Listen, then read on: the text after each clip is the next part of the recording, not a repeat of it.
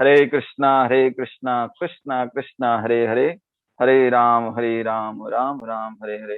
तो यहाँ पे सर्वप्रथम हम भगवान के द्वारा ये जो कथा अमृत हमें रस प्राप्त होता है, ये वास्तविकता में महत कृपा से ही प्राप्त होता है।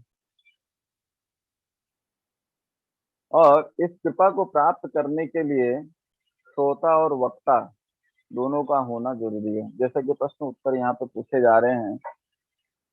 हरे कृष्णा, हरे हरे कृष्णा कृष्ण। कृष्णा कृष्णा हरे हरे, हरे राम राम राम हरे हरे। हरे कृष्णा हरे कृष्णा। आवाज आ रहा है प्रभु जी? आ रहा है आवाज? मुझे सब श्रोता देखने चाहिए ताकि आभार प्रकट कर सकूं सबका यहाँ आने का।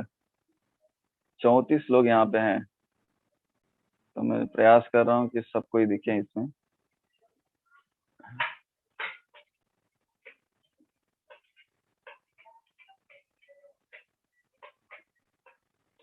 अच्छा, मेरे यहाँ से ही सेटिंग का कुछ इशू है।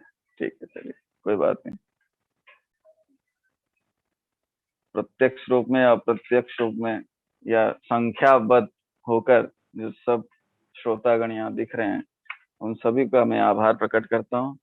यह प्रतिदिवसीय भागवत सत्र में आप सभी लोग उपस्थित हैं। वास्तविकता में अगर श्रोता नहीं होते तो वक्ता का कोई वैल्यू नहीं है। किम करिष्यन्ति वक्तारम, क्या करेगा वक्ता जब श्रोता नहीं होंगे? किम करिष्यन्ति वक्तारम श्रोता यत्र न विद्यते। अगर श्रोता नहीं होंगे तो वक्ता का क्या लाभ? इसलिए मैंने कहा दयालु गोविंद प्रभु से कि सबको ही नहीं दिख रहे हैं, लेकिन नंबर संख्याबद्ध सब दिख रहे हैं, तो ये आनंद होता है कि इतने लोग हैं उपस्थित। हाँ, तो आप सभी लोग अपना वीडियो चालू करके ही रहिए ताकि आपकी उपस्थिति यहाँ पे रहे। किम करिष्यन्ति वक्तारम श्रोता यत्र न विद्यते, नग्न छप्पड़ के देशे रजकः किम करिष्यति, नग्न छप्पड़ के देशे। अब वक्ता बैठा है, आके 7 दिन की सप्ताह करने के लिए बैठा है, लेकिन श्रोता ही नहीं है एक भी। एक भी श्रोता नहीं है। तो क्या कई बार ऐसा होता है, हमें रस नहीं मिलता है तो हम पहुंचते नहीं है कथा में, है ना।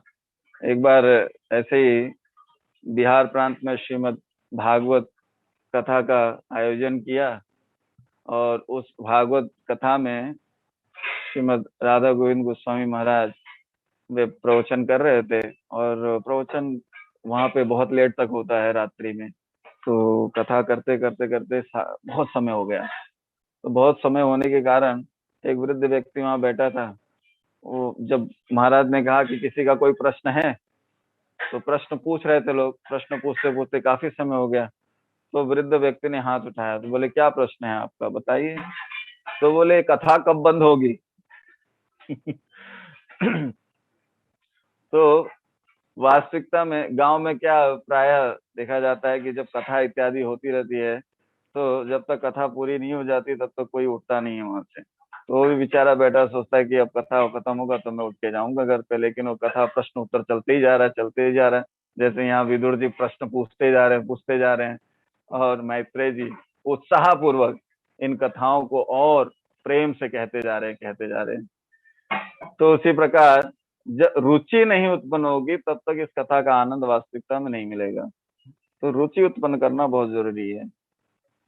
तो किम करिष्यन्ति वक्तारम श्रोता यत्र न विद्यते। श्रोता नहीं है तो क्या मतलब वक्ता का, चाहे वो 10 दिन तक बकबक करते रहे। हाँ? श्रोता तो होना जरूरी है। तो नग्न छप्पड़ के देशे रजका किम करिष्यति। अब धोबी का क्या काम? ऐसे देश में अगर धोबी चला जाए जहाँ पे सभी लोग नग्न साधु हैं, अब नग्न साधु के देश में अगर कोई धोबी चला जाए तो उसका क्या फायदा? उसको कपड़ा मिलेगा नहीं धोने के लिए, तो उसका व्यापार होगा नहीं, तो कोई मतलब ही नहीं है। तो उसी प्रकार वक्ता के साथ श्रोता का भी बहुत महत्व है, और वक्ता और श्रोता दोनों ज्ञान निधि होते हैं, जिसके कारण भगवान के गुण, लीलाओं, चरित्र का वर्णन होता है।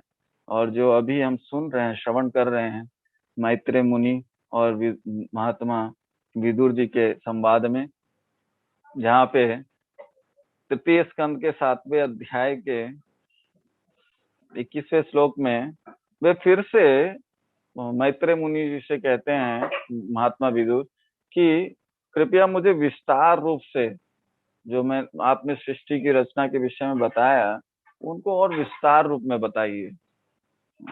तो विस्तार रूप में बताने के लिए याचना कर रहे हैं। जैसा कि हम लोग ने पहले सुन रखा है कि कैसे महातत्व की सृष्टि हुई, महातत्व से फिर उसके बाद में महातत्व कितने हैं? 23 तत्व है ना।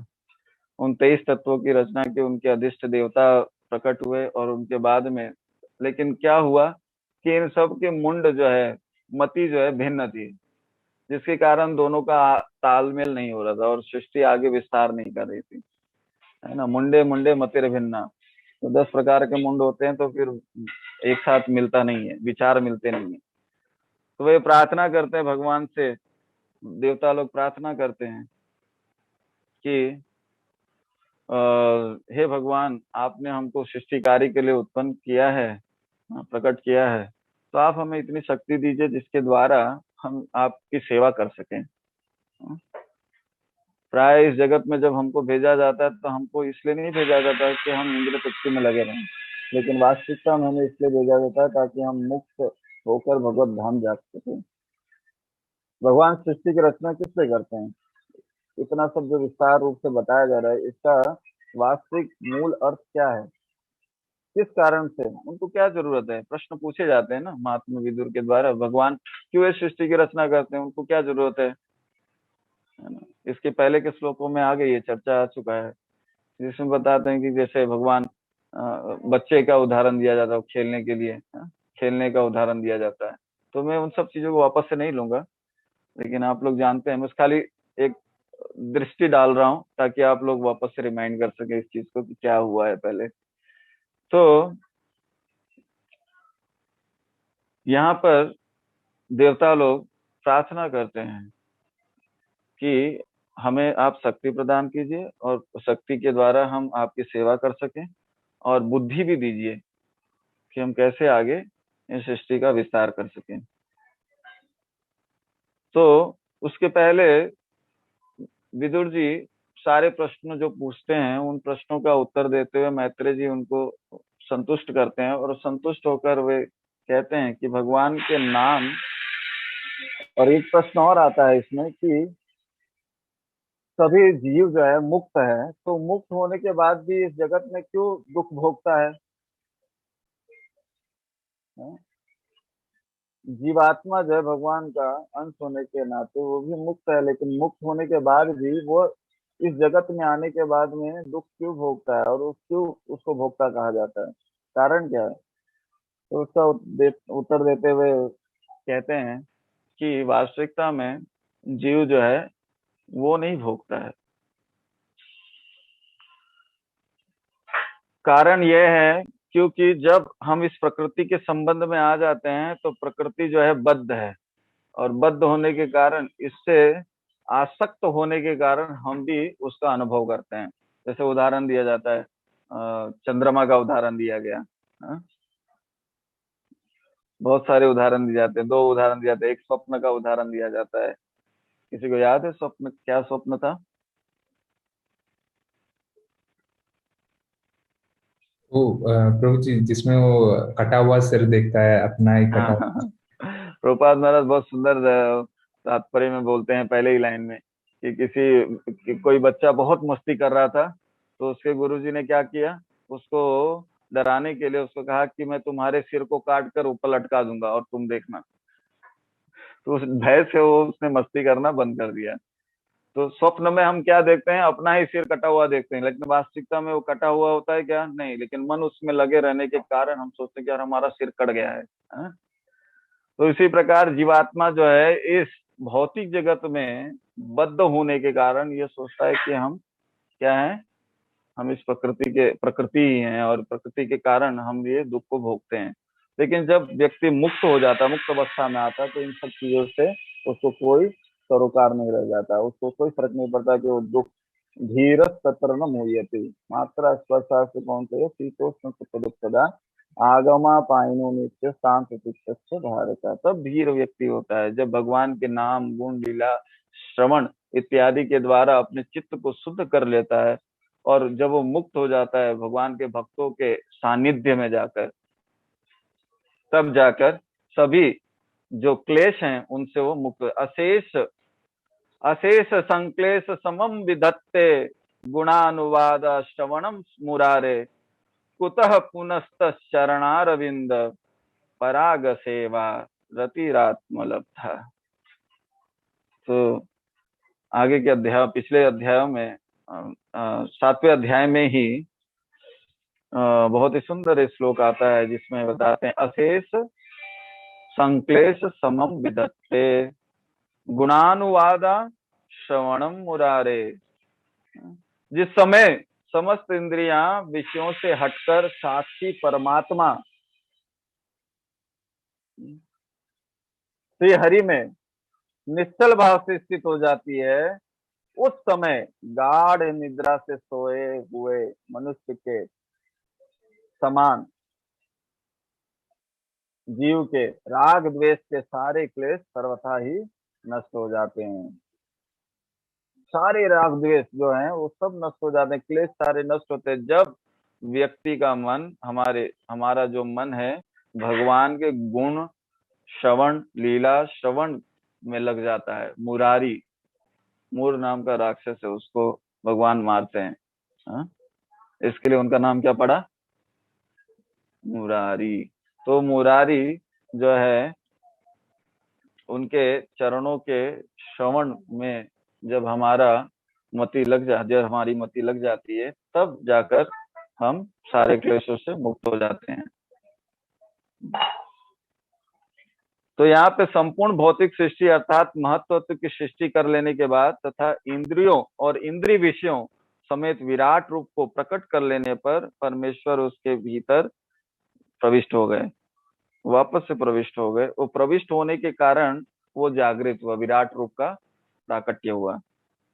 और विराट रूप क्या है? भगवान के सारे अंग जो हैं जिसके द्वारा सभी तत्वों का निर्माण हुआ, उन तत्वों के फिर अधिष्ठाता देवता इत्यादि जो थे उनको ऊर्जा मिली, जिसके विषय में आगे पहले आ चुका है। तो उसके ऊपर शायद क्विज भी हो चुका है, क्विज हो गया है क्या? जी प्रभु जी। करना चाहिए, ये कथाएं ऐसी हैं इनके ऊपर क्विज होते रहना चाहिए, क्योंकि हमारा मन जो है इतना दुष्ट है, मित्र भी है और दुष्ट भी है।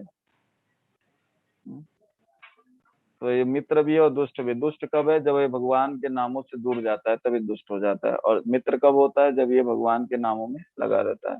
भगवान के नामों को में लगे रहने के लिए क्या करना होगा? भागवत का श्रवण हमेशा करते रहना पड़ेगा।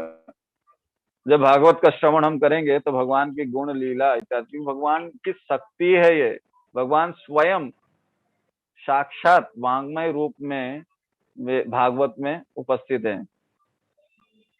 कैसे? तो यहाँ पे बताते हैं कि भगवान जो है कैसे भागवत के रूप में उपस्थित हैं। एक कथा आती है, एक बार हम, कई बार क्या होता है कि भागवत इत्यादि चलता रहता है तो हम उसके ऊपर ज्यादा बहुत ध्यान नहीं देते, बहुत सारी चीजों में लगे रहते हैं, अपने मन को लगाए रहते हैं। लेकिन वास्तविकता में भागवत जो है स्वयं भगवान ही है, और भगवान को छोड़कर दूसरे कार्यों में लगे रहना मतलब एक तरह की मूर्खता है। तो श्रीमद् भागवतम के उपलक्ष्य में एक कथा आती है जिसमें एक ब्राह्मण, स्कंद पुराण में आती है कथा, इसमें एक ब्राह्मण होते हैं। वो ब्राह्मण अपने घर को भागवत आचार्यों को देकर सौंप कर वो तीर्थ यात्रा के लिए निकल जाता है। और तीर्थ यात्रा में जाकर वो सोचता है चलो गंगा स्नान कर लिया जाए। एक सुंदर कवि ने बहुत रचना की है कि जिसमें कहते हैं कि 3 बार भोजन और भजन 1 बार, 3 बार भोजन और भजन 1 बार, उसमें भी आते हैं झंझट हजार। तो 3 बार भोजन करते हैं, लेकिन भजन कितनी बार करते हैं? एक बार। उसमें भी झंझट आता है। कई बार हम सोचते हैं कि हम गंगा नहा के आ जाते हैं, हम यमुना नहा के आ जाते हैं, लेकिन जब जब जब हम गंगा और यमुना के पास नहाने के लिए जाते हैं तो हमको बुखार आ जाता है। और हम नहा नहीं पाते। उसी प्रकार उस ब्राह्मण ने भी सोचा कि चलो स्नान किया जाए, गंगा स्नान करने के लिए चलें। और गंगा स्नान करने के लिए जब जाते हैं तो देखते हैं गंगा जी तो सूखी हुई हैं पूरी। अरे, गंगा जी सूख गई। वो आश्चर्य में हो जाता है। उसने सुना था कि गंगा जी प्रवाहित रहती है हमेशा, कभी सूखती नहीं है। तो वो देखता है कुछ लोग स्नान करके आ रहे थे, उसको दृश्य में एकदम सूखी हुई दिख रही है गंगा जी, लेकिन लोग आ रहे हैं नहा के। तो उनसे पूछते हैं कि भाई, मैंने सुना है यहाँ गंगा जी प्रवाहित हैं, तो ये कहाँ है? दूर चली गई क्या, या सूख गई क्या? दिख नहीं रही, आप कहाँ से स्नान करके आ रहे हो? तो बोले, अरे क्या देखते हो, ये तो कितना प्रवाहित है, देखो कितने सुंदर ढंग से एकदम जोर से लहर चल रही है। हरिद्वार में जाए, हर की पेड़ी में दयाल गोविंद प्रभु ध्यान में है। तो हर की पेड़ी में किस प्रकार से बहाव चलता है। हम लोग भागवत कथा में वहां जाते थे हर साल, जब श्रीमद राधा गोविंद महाराज वहां पे। तो हम लोग एक बार हर की पेड़ी में गए, तो वहां स्नान करते हुए देखा कि भक्त लोग एक किनारे से दूसरे किनारे तैर के चले जाते थे। खास करके महाराज को भी देखे थे हमने। नहा के स्नान से अचानक से दूसरे छोड़ के आए और इस छोड़ पे आके खड़े होकर प्रणाम करने लगे, हरे कृष्णा बोले, फिर छलांग मार के चले गए। लोकनाथ स्वामी महाराज, राधा गोविंद महाराज। तो बहुत तेज प्रभाव चल, एक कच्चा घाट है और पक्का घाट है। कच्चे घाट पे बहुत प्रभाव चलता है, और पक्का घाट जो है उस पे लोग थोड़ा बहुत ठहर सकते हैं, चल सकते हैं। तो गंगा जी का प्रभाव तो कितना तेज चल रहा है, क्या बोल रहे हो तुम कि गंगा जी नहीं है, मूर्ख हो क्या? तो बोले, जरूर मेरे से कुछ अपराध हुआ है जिसकी वजह से गंगा जी दिख नहीं रही है। तो वो क्या करता है, वहीं पास के एक आश्रम में जाता है, जहाँ पे वो देखता है कि गंगा जी और इत्यादि अनेक अनेक नदियां उनके आश्रम में, एक ऋषि थे उनके आश्रम में वे आ रही थी उनकी सेवा करने के लिए, और देवता लोग भी वहां सेवा कर रहे हैं ऋषि की। तो वो आए उनकी शरण में और उनसे पूछा उस ब्राह्मण ने कि मुझे बताइए, ऐसा हो गया है, मैं गया गंगा स्नान कर, लेकिन गंगा जी दिख नहीं रही है, और आपने ऐसा क्या कार्य किया कि गंगा इत्यादि नदी आपके यहाँ पे सेवा करने आ रही है? तो उस ऋषि ने बताया कि मेरे पिताजी ने मुझे एक भागवत दी थी, वो भागवत को मैंने मंदिर में किया, मुझे पढ़ने नहीं आता था, वो पढ़ते थे लेकिन मुझे पढ़ने नहीं आता है। तो मैंने क्या किया कि मंदिर में उस भागवत को रख के और श्रीमद् भागवतम की रोज आरती पूजा करता था, ये करता हूँ, जिसके कारण ये सारी नदियां जो है, उस पुण्य के कारण ये सारी नदियां जो है यहाँ आकर मेरा सेवा कर रहे हैं, या आश्रम की सेवा कर रहे हैं, और देवता लोग यहाँ सेवा करने आ रहे हैं। तो जब उसने ये श्रवण किया, तब उसे ध्यान में, अरे मेरे से तो एक बहुत बड़ा अपराध हो गया, भागवत आचार्यों को घर सौंप कर मैं यहाँ आ गया तीर्थ स्नान करने के लिए। लेकिन वास्तविकता में तीर्थ स्थान और तप इत्यादि सबसे सर्वोपरि जो कौन है, भागवत है, क्योंकि भगवान साक्षात रूप में उसमें उपस्थित हैं। तो भगवान को छोड़कर वो दूसरे कार्यों में लग रहा था, तप यज्ञ दान इत्यादि में। तो भगवान को छोड़कर तप इत्यादि ज्ञान इत्यादि में घुसने के बाद भी कोई व्यक्ति भगवान को प्राप्त नहीं कर सकता है। भगवान को छोड़कर सब चीज को थोड़ी प्राप्त किया जा सकता है। जब एक बार भगवान को प्राप्त कर लिया तो सब कुछ अपने आप ही सर्व सिद्धि है। लभ मात्र साधु संग सर्व सिद्धि है। तो भगवान के भक्तों के चरणों का शरण लेना चाहिए, भगवान के नाम का शरण लेना चाहिए, जिसके द्वारा हम भगवत धाम को जा सके। लेकिन कई बार क्या होता है, हमको आलस आता है, अरे ये हम कैसे करेंगे, या भागवत सुनते सुनते ऊब जाते हैं, अरे ये क्या रोज हरे कृष्ण कृष्ण कृष्ण हरे हरे, हरे राम राम राम हरे हरे करना है? रोज यही मंगल आरती करना है? संसार दावा नल नीना लोका।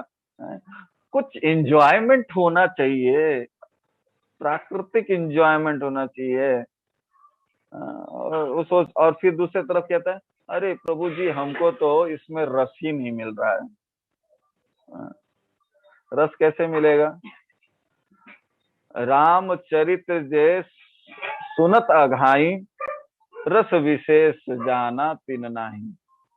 जो रामचरित्र को सुनने के बाद अघा जाए, तृप्त हो जाए, अरे बस अब नहीं सुनेंगे, हो गया, काम खत्म, तो उस व्यक्ति ने वास्तविकता में भगवान के नाम का रस जाना ही नहीं है, उसको पी लिया हुआ है ना। उपदेशामृत में एक श्लोक आता है जिसमें कहा जाता है, स्यात् कृष्ण नाम चरितादि सुकीर्तनानु स्मृत्यो क्रमेण रसना मनसी नियोजय तिष्ठन ब्रजे तदनुरागी जनानुगामी कालम नयेद अखिल मित्युपदेश सारम। स्यात् कृष्ण नाम चरितादि सुकीर्तनानु स्मृत्यो क्रमेण। अब किसी को अविद्या नाम का जो है क्लेश पकड़ के रखा है, अविद्या नाम की जो बीमारी है, पीलिया है, लग गया है किसी को, तो उस पीलिया से मुक्त होने के लिए उस व्यक्ति को क्या करना पड़ेगा? हा?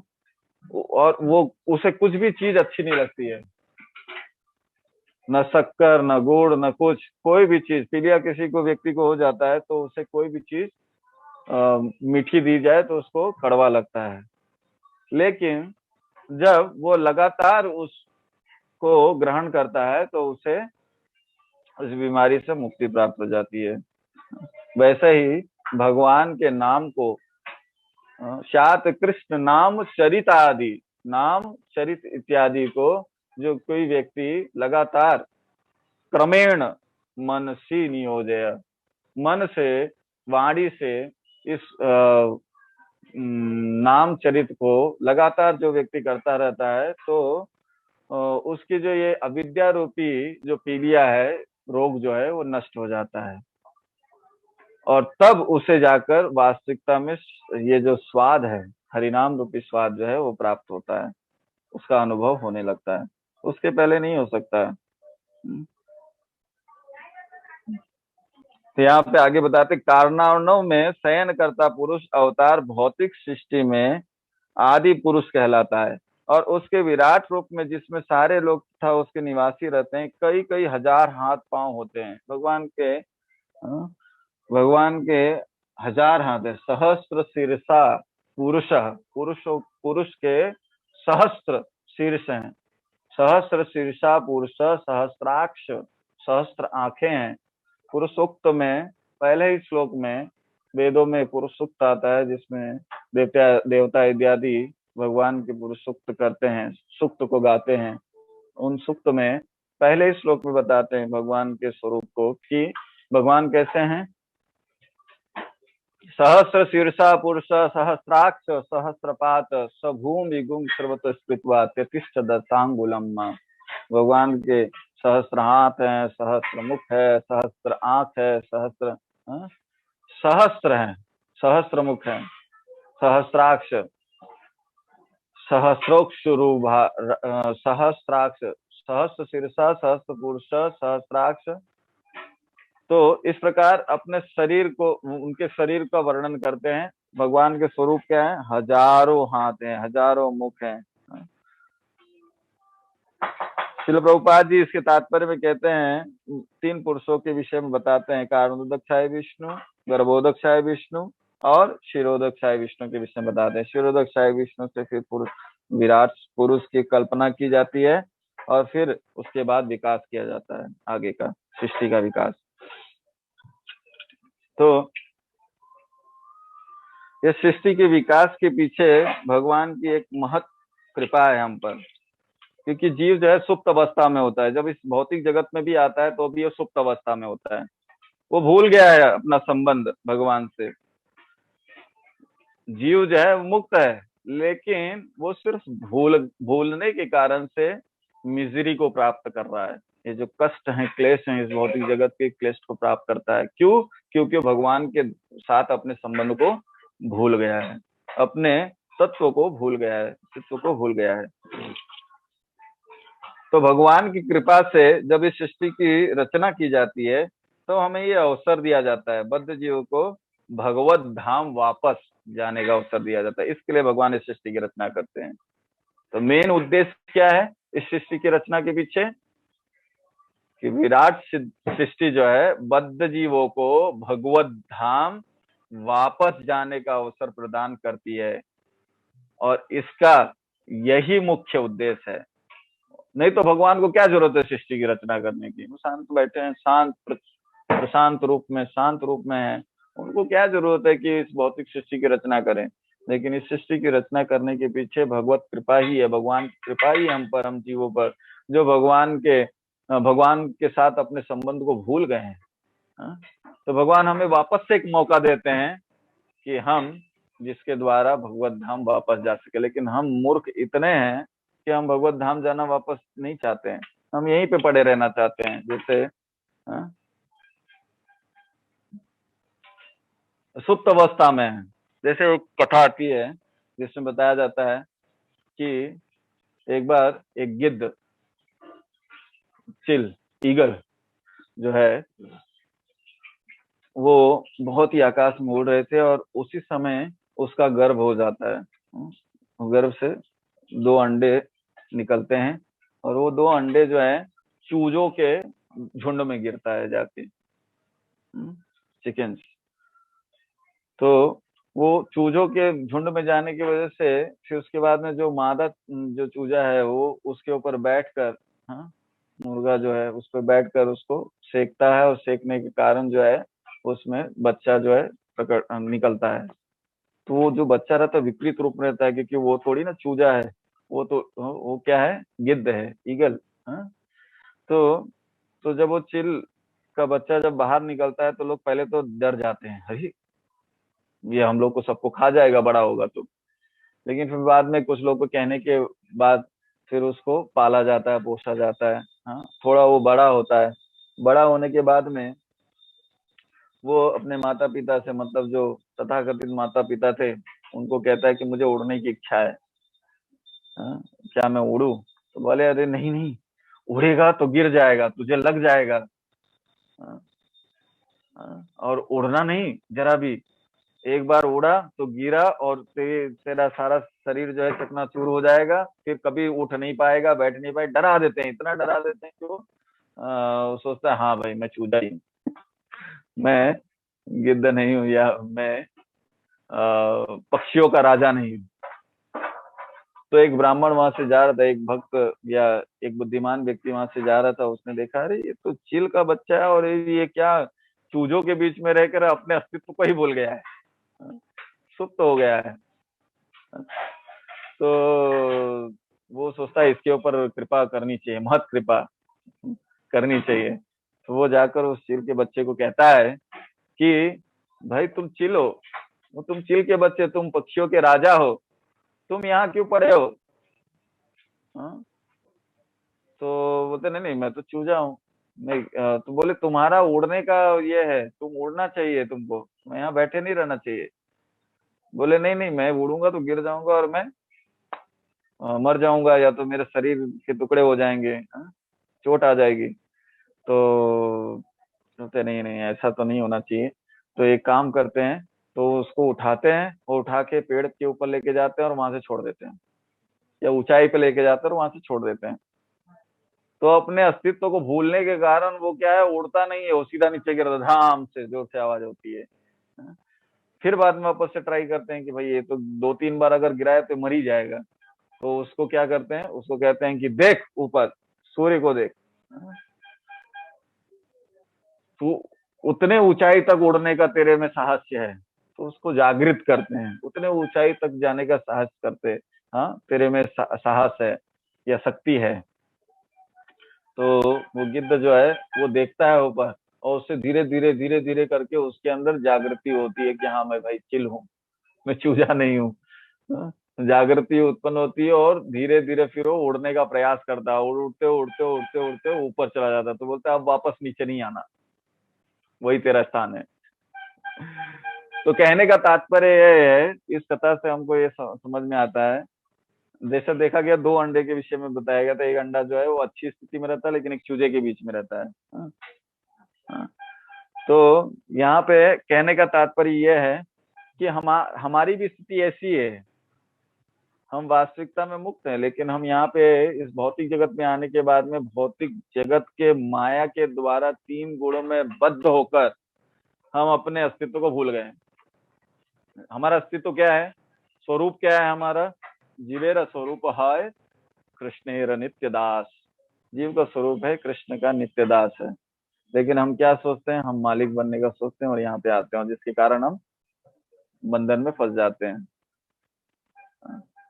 तो लेकिन इस बंधन से मुक्त करने के लिए हमारे ऊपर भगवत कृपा होनी चाहिए। और भगवत कृपा कैसे हो सकती है? जब किसी भागवत आचार्य के सानिध्य में हम जाते हैं। तो भगवान के भक्त जो इतने कृपालु होते हैं कि सबको कृपा प्रदान करते हैं, जैसे कि उस व्यक्ति ने प्रदान किया ईगल को, हाँ?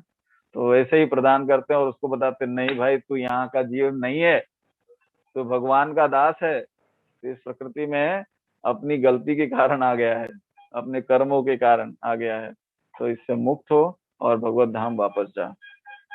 तो भगवान के भक्त इतने कृपालु होते हैं कि इन सभी को, लेकिन हमारी स्थिति ऐसी नहीं है ना। हम तो उस उसकी तरह हैं, जैसे कि एक व्यक्ति था, वो चोरी करता था। चोरी करने के लिए द्वारिकाधीश के यहाँ गया, और द्वारिकाधीश के यहाँ पे चोरी करते हुए उसने कहा कि हे भगवान, मुझे खूब सारा धन दो।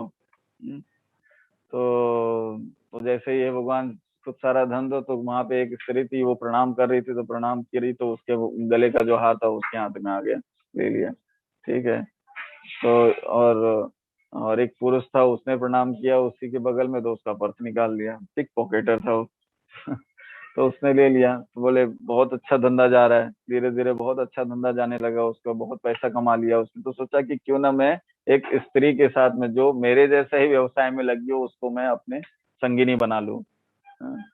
तो उसके द्वारा फिर कुछ समय ढूंढने के बाद में एक ऐसी स्त्री मिल जाती है, उसके साथ विवाह करता है, और फिर उससे एक संतान उत्पन्न होती है।